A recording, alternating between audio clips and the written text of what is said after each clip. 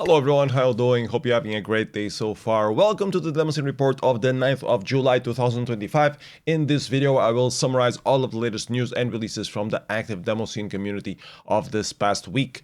I hope it helps some of you folks keep up to date with what's what of all the latest Demoscene activities. As usual, everything that I mentioned will be linked on the description below, so you can check things at your own leisure. It will also be listed on the Demoscene news report thread that is up on Demozoo, so you can check things there. Much easier to search for something specific once you heard it on the report. This means that you don't have to pause this video to note things down, etc. You can just sit back, relax, and enjoy my rambling. This week in particular, we will ramble about the releases from the Posadas Amiga demo party in Spain that I actually visited in person a couple of weeks ago. We also have the usual bunch of news and Demoscene related things that happened outside of any event. And since there were 3 demo parties happening this past weekend, and at least one of them already has their releases available on scene.org, we will also take a look at the releases from a Lost Party in Poland this week. We'll leave Shadow Party and Sommarhack coverage for next week's report. So are you comfortable? Got yourself a drink and some snacks already? Alright then, let's talk some Demoscene. Starting off with Posadas, a nice little Amiga scene party in Cordoba, Spain. Originally started 30 years ago in 1995, then restarted in 2017. All of the Spanish Amiga Demosceners know each other from many years now, so it's a very family sort of event. People bring their kids and wives along. The location's just fabulous, right in the middle of a forest reserve. It has a restaurant bar area, it has a great view of Andalusia, a nice playground area for the kids, and a room for around 50 computer places. It was fully packed with all different sorts of Amigas and other retro hardware. Amstrad CPC, MSX, Sharp X68000. I think the head count overall was around 100 unique visitors, but since it was free entrance, there was no official count at the door. They were really thrilled to have foreign visitors present there again. Everyone was friendly with nuestros hermanos de Portugal, so I highly recommend the visit to Amiga for all the Amiga sceners from other countries who want to do a little vacation in Spain. Grapey came last year and also had been telling me that he had a good time, so yeah, and it's not very expensive either. The food costs and shared Airbnb on the neighboring city were quite affordable. You do kind of need a car to go around though, since this is pretty much Spain countryside. There are some train lines that go to Posadas, but even then it's a small hike to reach the party place from the nearest village, and in the peak of summer heat, it's not very advisable. Anyways, productions released there. We had one AGA intro by Ham of Software Failure that won by default. It features Ham's usual style of electro-industrial sounds and some wireframe shapes. Pretty solid little 40k intro. Then Zach won the AGA Pixel Graphics competition with Who's Afraid of the Batman group, a pixelized version of the Joker. For those not in the know, Posadas is co-organized by the Batman group, very old school group in Spain, famous for their killer demos on Amiga and also CPC, and they typically feature the Batman as the theme of the demo. And since the most famous enemy of Batman is the Joker, you can see why this makes a funny at a Posadas party. Then we had the boot block competition for OCS and AGA in particular. It was both of them were dominated by Goblins, another old school Spanish Amiga group from the 90s that came back into activity in 2010s. For those who don't know what boot block means, I guess I should explain it real quick. On Amiga and other computer systems, there is a space reserved on floppy disks for the information or instructions on booting up the system. This is called the boot block or the boot sector. The thing is, the standard for the boot block usually reserves a certain space of disk for that function that is not fully utilized at all by the actual booting instructions, so it is a bit of a wasted space in a way, about 1 kilobyte of wasted space in particular. So it became common in the late 80s and early 90s to include code or data in that particular sector to use every last available space in the disk. So an intro that fits and runs completely inside this 1 kilobyte limit of space in the boot block of the Amiga disk is called boot block intro, and it's pretty much considered the default tiny size coding intro category for the Amiga. So what did Goblins do with the whole 1KB intro of space then? On OCS they did a little particle flag effect here, probably some recycled code. This kind of effect was pretty common back in the day, but here it is fitting in 1KB and also with the reflection on the water there in the underneath. Then on AGA they procedurally generated a song somewhat sounding like Tubular Bells with a soft synth fitting entirely in 1KB. That got them second place. And the winner was a Mandelbrot fractal generator, also a very common Demoscene effect, but here fitting in the 1KB boot block sector as well. Then we had Joss winning the executable music competition with Sweet Marmalade, and Freddy winning the fast graphics competition on the theme of birds with Cierrezuelo Común. Cierrezuelo is the name of the region of protected forest reserve where the party is being held. The fast music competition was won by Genio with the Electric Acid Jazz, consisted on remixing the famous guitar riff from Arty of Sanity by Moby. There were only 3 entries on the competition. The Homebrew Games competition turned out much more competitive than I was expecting. Turns out Amiga Wave, who have been developing the Amiga game creator tool / engine called REDPILL, had decided to organize an online competition this year, and since the reveal data was very close to the Posadas, they ended up allowing the entries for that competition to also be shared with Posadas, so the authors could participate in both with the same game pretty much. And that's why we had like 4 or 5 games powered by REDPILL submitted at Posadas this year. It was very good competition overall, definitely some high quality games that people had been working on, some previews and work in progress kind of things as well. In 9th place we had a preview of a text adventure game made in a couple of days, for example. And in 7th place we had Log Rolling, which was actually made by a couple of 11 or 12-year-old kids with a little guidance from their father, as far as I understood. Nice idea, good graphics, a bit unfinished, and I didn't quite test the gameplay though, so I can't really speak on the gameplay, but it looked pretty good on the big screen, and big ups for kids learning how to make games on Amiga in 2025, so yeah, that was definitely cool. Also in 7th place was the little game that we made in a couple of weeks. It works as a blackout prevention simulator where you end up having to button mash alternate keys to keep the electricity system running for as long as possible. I'm pretty happy with how it turned out. A basic arcade gameplay style of steadily increasing the difficulty until it becomes impossible to sustain. It was coded entirely in C++ using the Amiga++ engine by Pellicus. Graphics were made by Sule, music by Genio.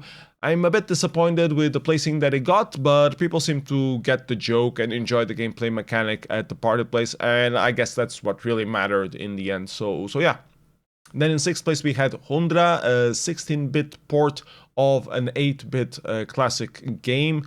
I think I recall the original on the ZX Spectrum. At least I recall this cover image of the lady. So yeah, maybe I already played it on the ZX Spectrum. The graphics were a bit meh for my taste. The gameplay follows the limitations of the 8-bit original, which haven't aged very well for me. Games have evolved so much since then, so it feels a bit much riding on nostalgia for my taste, but a good effort porting it to the Amiga nonetheless. Then we had Bit by Bit by Daphne, a very interesting concept. Nice to see new two-player game concepts being explored. Had way too much text on the presentation instructions though. No one reads all of that text before playing. Should have like little animations explaining the core mechanics, for example. But the pixel art is really cute, and the concept as a two-player game definitely has potential. It's different from the usual two-player game mechanics, so depending how the levels are made, I think the game could be a lot of fun, and yeah, definitely has a lot of potential. Would be interested in trying it out. Then we had The Last Door Episodio Uno, a remake of some screens from The Last Door, which is a highly pixelized point-and-click horror game, which I actually had played already, and I quite liked the original a lot. I think it was released back in 2012 or something like that, so yeah, long time ago, and it had very interesting aesthetic to it. was also made by Spanish people, if I'm not mistaken, and even got some prizes for it. It was ported to different platforms, came out on Xbox and stuff like that.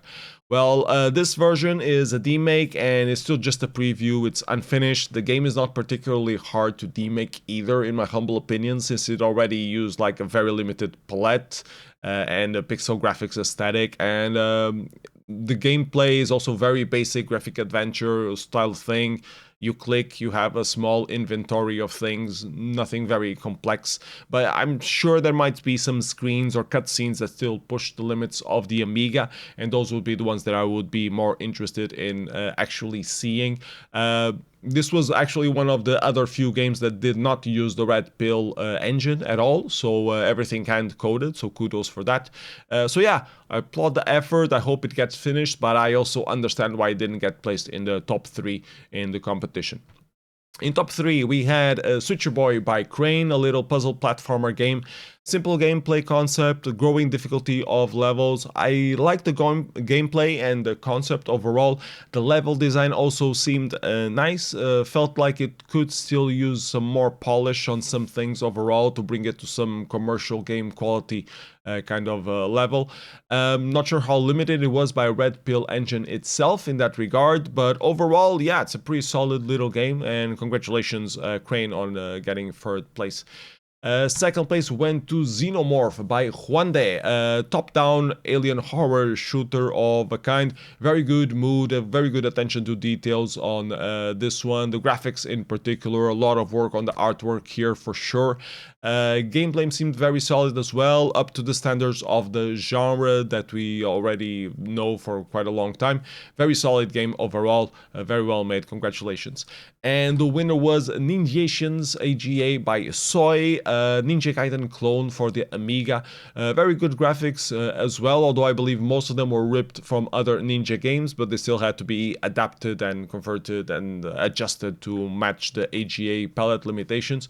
It does use parallax backgrounds, which was really cool to see, and palette switching tricks as well, which is not very common on the Amiga. Well, common in some games, but you would not expect it for a boilerplate game from a commercial engine to have these kind of things. The game was actually developed as a showcase of what the REDPILL engine could actually do, in a way to like incentivate other people, other developers to also participate on the Amiga Wave competition. And this game in particular, since it was developed in public, was not allowed to participate on the competition of Amiga Wave, so it's nice that it got some recognition at Posadas, winning the 1st place at Posadas. Solid ninja game with multiple environments and everything, multiple levels, so yeah, really good effort by Soy, congratulations. Then we had what turned out to be the highlight competition of the party, the OCS Crack Throw competition. In 5th place, we got the Veterans Ozone with a very stylish little intro called Marshmallow. Very good colors on this one. In 4th place, Compo Filler striked again with the Twister That Time Forgot. Goblins did a 2-part intro as well with a very famous text logo you made using Tetromino's falling down effect. That got them 3rd place. In the 2nd place, Batman Group broke a world record on the number of dots on screen in Amiga, running at full frame rate with this intro called Boreal Dust, also very good looking. Total encoder killer though, you can't really see a video of this, but looks really cool on real hardware. And speaking of breaking records, Blueberry gave us a masterclass with 12 jokers in the deck, with a superb presentation of the original record challenge and a scroller that is actually worth reading, detailing all of the different iterations of the record and how it's been obliterated on every iteration of this record challenge.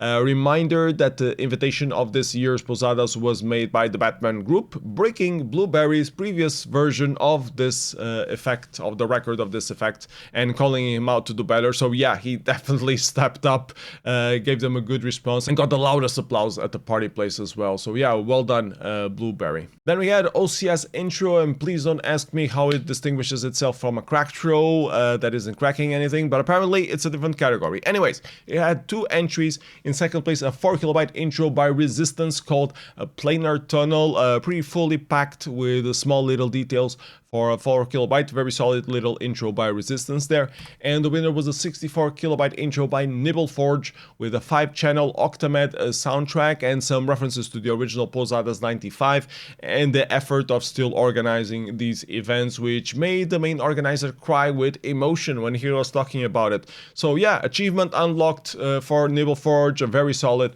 64K intro there.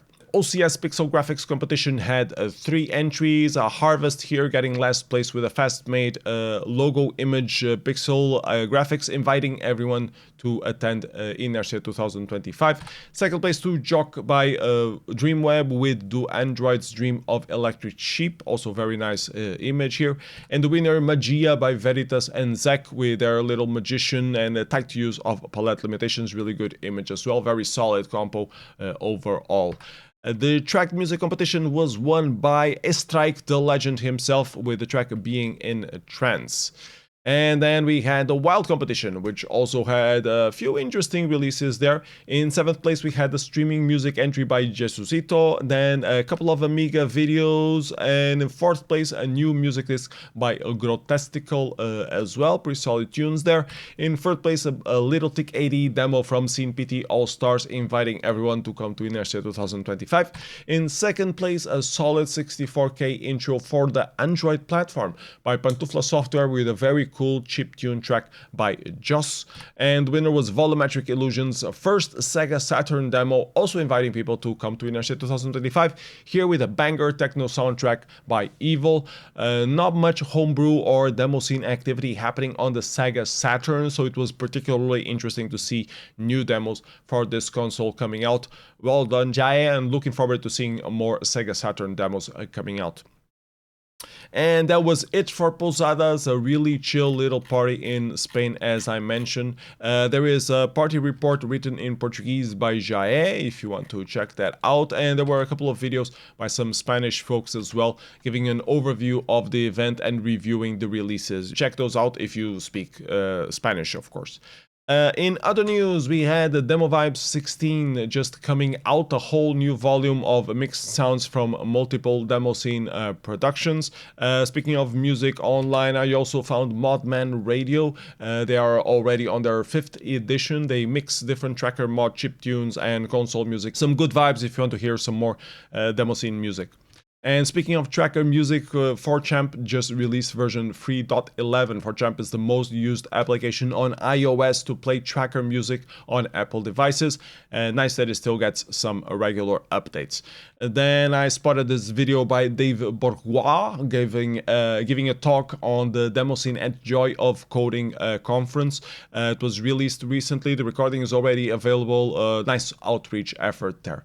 Artstate released a rework of the amazing Amiga Muzak music disc, giving a new interface to a music disc from 1989 that featured music from the legendary Alistair Brimble that did a whole lot of things on Amiga and Atari back in the 90s. Then we have Proteque releasing a video review of Amiga Forever 11. If you're not sure what's up with Amiga Forever, you have a good review here.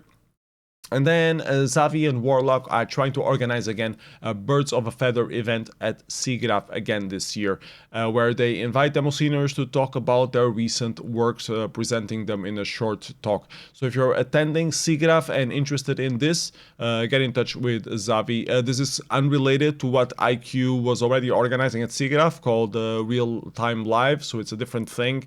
Yeah, keep that in mind.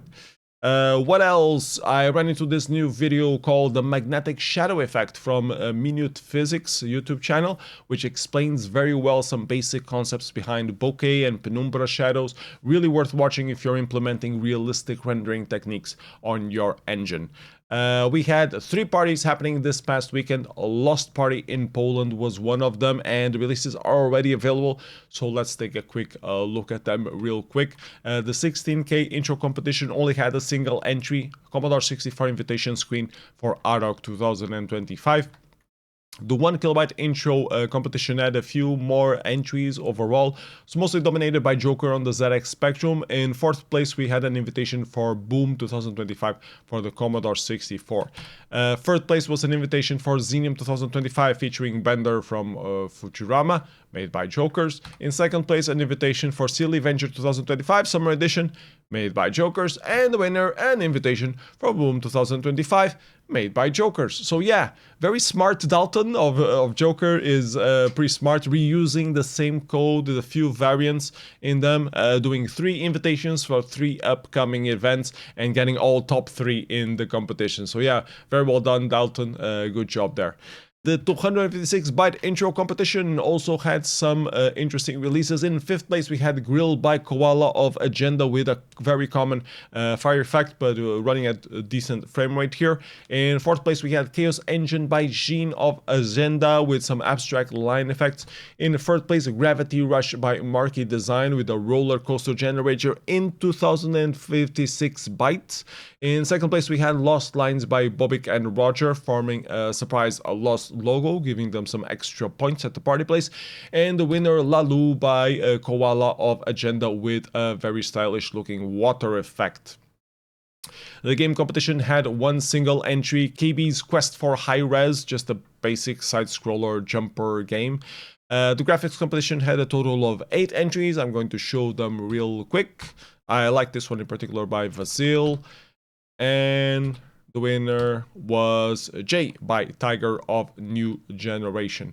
The music competition was won by PG with Stranded on Planet Ciconia, and the WoW competition only had 3 entries overall. Mario Zuma's Load was this mashup of different platformer games using Mario sprites and coded in JavaScript.